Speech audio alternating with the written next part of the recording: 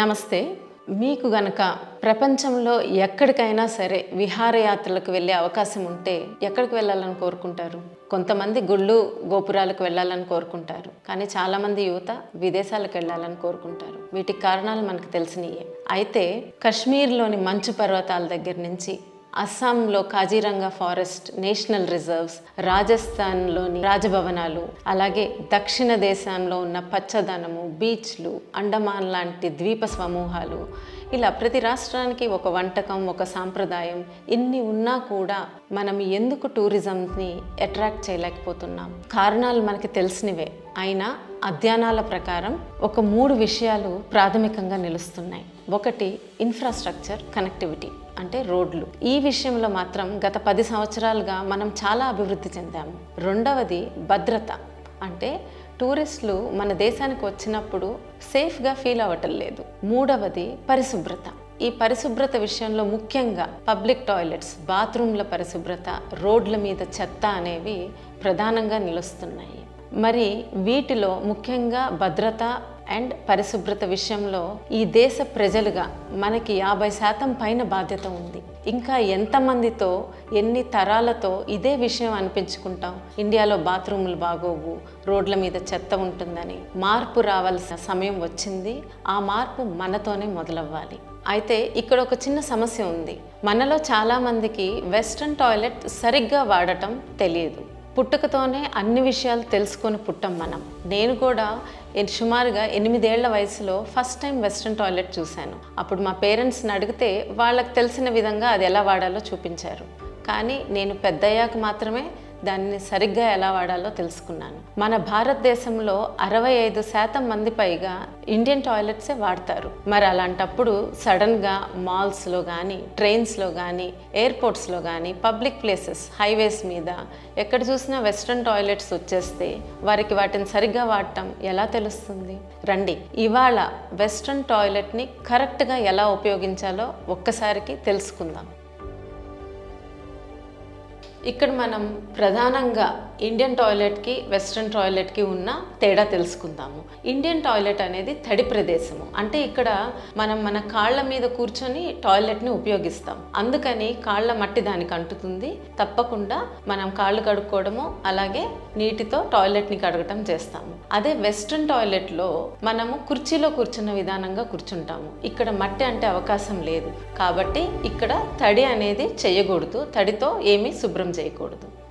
Western toilet parts: ఇది tank, ఇక్కడ flush, ఇది లిడ్, దీనిని సీట్ అంటారు, ఇది బౌల్, అలాగే ఇది హెల్త్ ఫాసెట్, అలాగే ఇక్కడ టాయిలెట్ పేపర్ రోల్.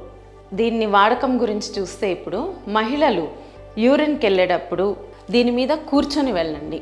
అలాగే పురుషులు వెళ్ళేటప్పుడు ఈ సీట్ని పైకి అనుకొని మీరు టాయిలెట్ని ఉపయోగించండి. ఇది ఉపయోగించిన తర్వాత ఒకవేళ దీని మీద గనక ఏమన్నా యూరిన్ పడితే మీరు మీ ఎడమ చేత్తో ఒక 2 టాయిలెట్ పేపర్ తీసుకొని ఇది క్లీన్ చేసేయండి. ఇది వైప్ చేసి దీనిలో వేసేసి రైట్ హ్యాండ్తో ఫ్లష్ చేయండి. ఫ్లష్ చేశాక ఈ సీట్ని మళ్ళా కిందకి ఉంచండి. మీ తర్వాత కనుక మహిళలు ఎవరన్నా వెళ్తే టాయిలెట్కి కొంచెం నీట్గా ఉంటుంది వాళ్ళకి. ఇక్కడ కొన్ని సైంటిఫిక్ స్టడీస్ ఏం చెప్తున్నాయంటే మగవారు కూడా కూర్చొని యూరిన్కి వెళ్ళడం వల్ల 2 ప్రయోజనాలు ఉన్నాయని సూచిస్తున్నారు. ఒకటి, కొందరిలో ప్రాస్టేట్ గ్రంథి వల్ల పూర్తిగా యూరిన్ ఖాళీ అవ్వదు. అలాంటప్పుడు కూర్చొని వెళ్ళడం వల్ల కొంచెం ప్రెషర్ ఉండి యూరిన్ కంప్లీట్గా ఖాళీ అవుతుంది. దానివల్ల వాళ్ళకి యూరిన్ ఇన్ఫెక్షన్స్ రాకుండా ఉంటాయి. అలాగే రెండో విషయం ఏంటంటే ఇంట్లో ఆడవారు కూడా ఇదే టాయిలెట్, ఒకే టాయిలెట్ వాడుతున్నప్పుడు కూర్చొని వెళ్ళడం వల్ల ఇంట్లోని ఆడవాళ్ళకు కూడా మీ టాయిలెట్ శుభ్రంగా ఉంటుంది. ఇప్పుడు ఆడవారు కానీ మగవారు కానీ టాయిలెట్కి వెళ్తే ఈ సీట్ మీద కూర్చొని వెళ్ళండి. వెళ్ళినాక మీ టాయిలెట్ అయిపోయాక రైట్ హ్యాండ్తో, కుడి చేత్తో ఫాసెట్ తీసుకొని ఇది లోపలికి పెట్టి మీరు ఎడమ చేత్తో కడుక్కోండి. కడుక్కున్నప్పుడు ఈ చెయ్యి కూడా ఇక్కడే కడుక్కోండి. కడుక్కొని ఈ చుక్కలు ఉన్నాయి కదా, ఇవన్నీ ఇక్కడ పడిపోయే వరకు 1 సెకండ్ ఇట్లా అని తర్వాత హెల్త్ ఫాసెట్ని తిరిగి దాని స్థానంలో పెట్టండి. ఇప్పుడు మీరు గుర్తుంచుకోవాల్సిన విషయం, ఎడమ చేతిని ఎక్కడ మీరు టాయిలెట్ వేరే చోట్ల టచ్ చేయకండి సోప్తో కడుక్కునే వరకు. ఒకవేళ ఇది చేసినప్పుడు మీకు దీని మీద ఏమన్నా నీటి చుక్కలు కానీ ఏమన్నా పడినట్టయితే ఒక 2 టాయిలెట్ పేపర్స్ తీసుకొని నీట్గా దీనిని తుడిచి ఇప్పుడు ఫ్లష్ చేయండి. మీ కుడి చేత్తోనే రైట్ హ్యాండ్తో ఫ్లష్ చేయండి. ఇప్పుడు సింక్ దగ్గరికి వచ్చి మీ కుడి చేత్తో ట్యాప్ యూజ్ చేయండి, తడుపుకొని కుడి చేత్తోనే సోప్ తీసుకోండి.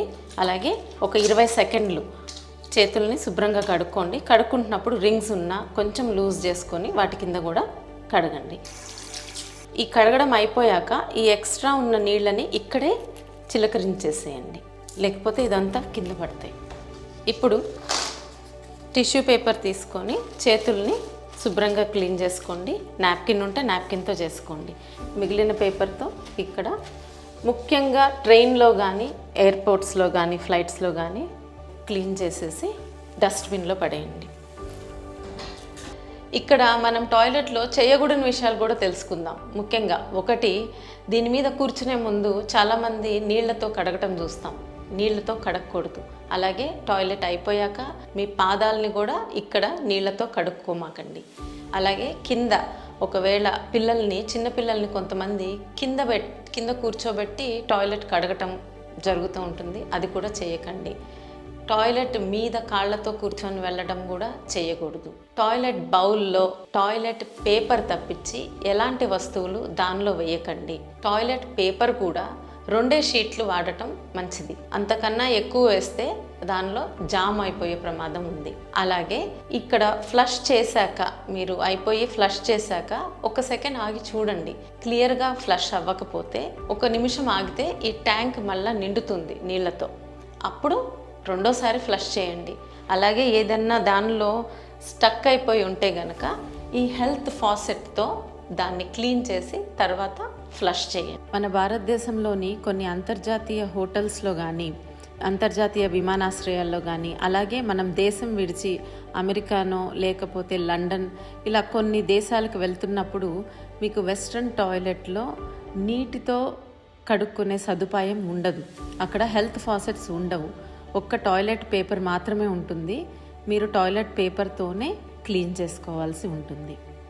ఫ్లోర్ మీద మీరు వాడుతున్న పేపర్ కనుక కింద పడిపోతే వెంటనే ఇంకొక పేపర్తో దాన్ని తీసి డస్ట్బిన్లో పడేయండి.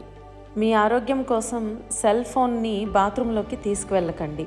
ఫోన్ మీద క్రిములు చేరటం ఒకటైతే 5 నుంచి 10 నిమిషాల కన్నా టాయిలెట్ సీట్ మీద కూర్చుంటే క్రింది భాగంలో రక్తనాళాల మీద ఒత్తిడి పెరిగి పైల్స్ రావడం, అలాగే కండరాలు బలహీనపడి తర్వాత మూత్రం లీక్ అవ్వటం లాంటి వేరే సమస్యలు రావచ్చు. ఇక్కడ ముఖ్యంగా ఆడవారికి 2 అంశాలు. ఒకటి, వాళ్ళు వాడిన ప్యాడ్స్ కానీ ఎలా డిస్పోజ్ చేయాలి. మీరు వాడిన ప్యాడ్ ఉంటే దానిని క్లోజ్ చేసేసాక టాయిలెట్ పేపర్ తీసుకోండి. కేవలం ఒక 2 షీట్స్ తీసుకుంటే చాలు. టాయిలెట్ పేపర్ తీసుకున్నాక దీనికి వెనకమాల గమ్ ఉంటుంది కాబట్టి దీన్ని క్లియర్గా ఇలా స్టిక్ చేయండి. స్టిక్ చేసి మళ్ళా దాన్ని ఒక్కసారి ఇట్లా నొక్కితే ఇది స్టిక్ అయిపోతే ఇది ఇంకా ఓపెన్ అవ్వదు. సో ఇట్లా అన్నా చేయొచ్చు. లేదా దీంతో పాటు మీకు వచ్చిన కవర్ ఉంటే కనుక దానిలో పెట్టి మాత్రమే దీన్ని డిస్పోజ్ చేయండి. డస్ట్బిన్లో వేయండి. టాయిలెట్ బౌల్స్లో వేసి ఫ్లష్ చేయొద్దు. అలాగే చిన్నపిల్లలు కానీ మహిళలు ముఖ్యంగా వాళ్ళు టాయిలెట్కి వెళ్ళాక క్లీన్ చేసుకునేటప్పుడు ముందు భాగం నుంచి వెనక భాగం వైపుకి క్లీన్ చేసుకోండి. ఎందుకంటే మహిళలకి చాలా సున్నితంగా ఉంటుంది, తేలికగా యూరిన్ ఇన్ఫెక్షన్స్ వస్తాయి. సో మహిళలు టాయిలెట్ అయ్యాక కంపల్సరీ ముందు నుంచి వెనక వైపుకి క్లీన్ చేసుకోవాలి. అలాగే తల్లిదండ్రులు, ఆడపిల్లలు ఉన్నవాళ్ళు పిల్లలు మనల్ని అడుగుతారు అనుకుంటాం, కానీ చాలా విషయాలు వాళ్ళు మనల్ని అడగరు. ముఖ్యంగా ఆడపిల్లలు విడియపడతారు తల్లి దగ్గర అయినా కూడా. సో మీరు ఈ శానిటరీ ప్యాడ్ని ఎలా డిస్పోజ్ చేయాలి, టాయిలెట్ అయ్యాక ఎలా కడుక్కోవాలి, ఇవన్నీ దయచేసి మదర్స్ కొంచెం ఒకసారి పిల్లలకి చూపించండి. ఇప్పుడు ఆర్గనైజేషన్స్ కానీ రెస్టారెంట్స్ కానీ వాళ్ళకి చిన్న సూచనలు. మీరు కనీసం 10 నుంచి 15 మందికి ఒక టాయిలెట్ ఉండాలి. ఆ టాయిలెట్లో వెస్ట్రన్ టాయిలెట్ పెట్టినట్టయితే కంపల్సరీ టాయిలెట్ పేపర్ని ప్రొవైడ్ చేయండి. అలాగే టాయిలెట్ డస్ట్బిన్స్ కూడా ఎంతమంది వస్తారు దానికి అనుగుణంగా పెద్ద సైజ్ డస్ట్బిన్స్, కవర్ ఉన్న డస్ట్బిన్స్ని ప్రొవైడ్ చేయాలి. అలాగే క్లీనింగ్ మినిమం రోజుకి 2 నుంచి 3 సార్లు క్లీనింగ్ చేసేవాళ్ళు, డస్ట్బిన్ని ఖాళీ చేసేవాళ్ళు కంపల్సరీగా ఉండేటట్టు చూసుకోండి. ఒక తరంగా మనం ప్రాథమిక శుభ్రత మీద దృష్టి పెడితే తర్వాత తరాలకి ఇది అలవాటుగా అయిపోతుంది. ఇలాంటి చిన్న చిన్న అంశాల వల్లే నాగరికత ఉన్నవారిగా గుర్తింపబడతాము. రాష్ట్రం మొత్తం కానీ దేశం మొత్తం కానీ ఈ ఒక్క సంవత్సరం అందరం కలిసి ఇదే విషయం మీద దృష్టి పెట్టి టీవీలలో, థియేటర్స్లో, పబ్లిక్ ప్లేసెస్లో ఇలాంటి వీడియోని ఒక సామాజిక బాధ్యతగా చూపిస్తే తప్పకుండా కొంత మార్పు వస్తుందని నా ప్రగాఢ విశ్వాసం.